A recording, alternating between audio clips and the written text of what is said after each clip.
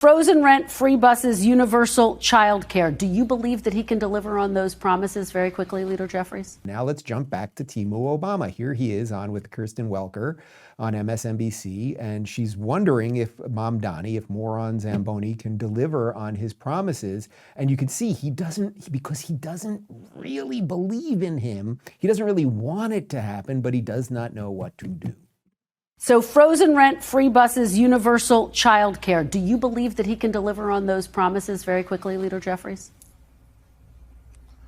Well, he's going to have to work with the Rent Guidelines Board and probably more importantly with the governor of the state of New York and the state legislature in order to enact those proposals. But it's all centered around the notion of making New York City more affordable, which is, of course, what we have to do throughout America.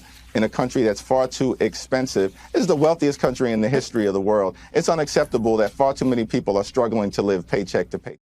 Okay, so you can see what he's saying. He doesn't want to get on board all the Mamdani stuff, but then, okay, then he gives us these just sort of generic platitudes about expenses. Okay, so then how about you push for deregulation? How about you push for tax cuts? How about you acknowledge that it was your party that printed all the money and was more for lockdowns, which we're still in the hangover of, and everything else? But you're not going to do that. Interestingly, New York Governor Kathy Hochul, who's quite horrific in her own right, who endorsed Mamdani, and then he refused to endorse her, which is just perfect for these people. She's now saying she's, quote, not ready to move forward with free buses. So I don't know how all the inner workings of New York works, whether free buses, I guess some of the funding, I guess, comes from the state, not all of it comes from the city.